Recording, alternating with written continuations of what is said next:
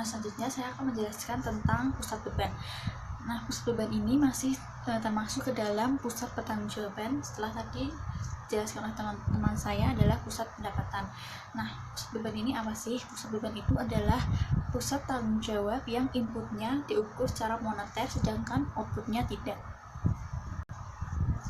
Nah, pusat beban ini ada dua jenis umum.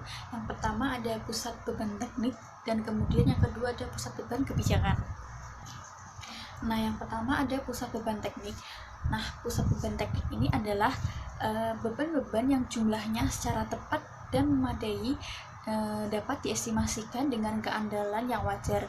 Contohnya adalah seperti biaya pabrik untuk tenaga kerja langsung, bahan baku langsung, komponen, perlengkapan, dan keperluan-keperluan yang lainnya.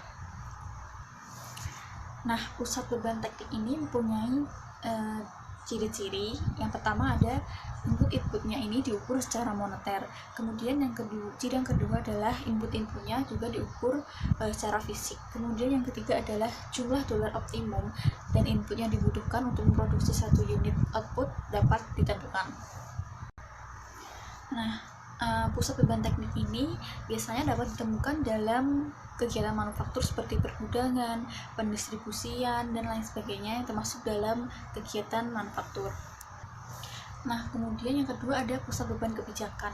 Nah, pusat beban kebijakan ini adalah beban yang biayanya tidak tersedia estimasi tekniknya.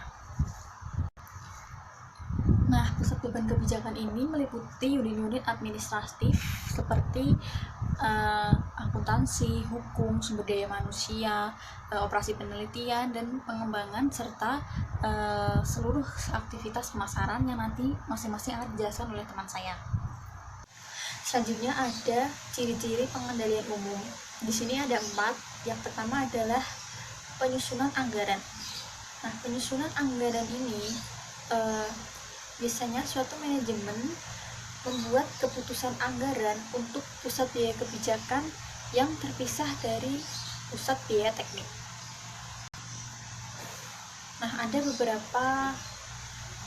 beberapa cara dalam penyusunan anggaran.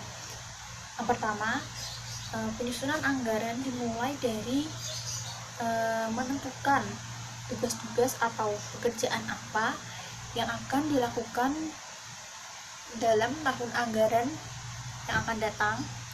Kemudian yang kedua, setelah menentukan tugas-tugas atau pekerjaan apa yang akan dilakukan, selanjutnya manajer akan menyusun anggaran biaya untuk melaksanakan tugas-tugas tersebut. Nah, anggaran sendiri mempunyai peranan yang penting dalam suatu perusahaan. Anggaran sendiri merupakan alat untuk membantu manajemen dalam pelaksanaan, fungsi perencanaan, koordinasi, dan pengawasan, dan juga dapat sebagai pedoman kerja dalam menjalankan perusahaan untuk mencapai tujuan yang diinginkan. Selanjutnya, ciri pengendalian umum yang kedua adalah variasi biaya. Nah, variasi biaya antara pusat beban teknik dengan pusat beban kebijakan itu berbeda.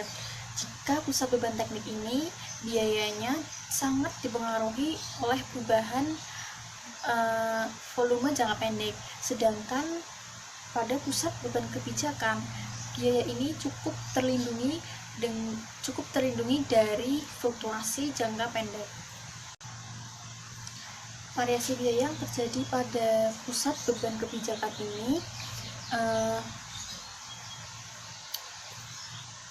berbeda, bahwa di dalam membuat suatu anggaran pada pusat beban kebijakan, para manajer cenderung untuk menyetujui perubahan yang terkait dengan perubahan volume penjualan yang diantisipasi. Nah, ciri pengendalian umum yang selanjutnya adalah jenis pengendalian keuangan. Nah, di dalam pusat beban kebijakan, pengendalian keuangan ini menjadi hal yang sangat penting pada tahap perencanaan sebelum biaya tersebut terjadi. Pengendalian keuangan di dalam pada pusat beban kebijakan dan pusat beban teknik itu memiliki perbedaan. Jika pada pusat beban teknik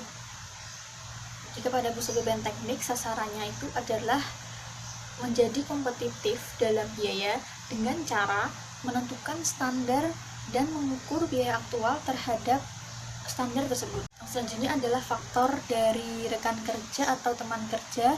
Nah, ini berkaitan dengan kualitas dukungan yang diberikan oleh teman tersebut kepada seseorang. Kemudian ada faktor lingkungan atau faktor situasi. Nah, ini sangat berpengaruh terhadap kinerja. Jika seseorang itu tidak nyaman dengan situasi dan lingkungan yang ada, maka itu akan mempengaruhi kinerja dari seseorang tersebut, atau bisa jadi kinerjanya menjadi buruk.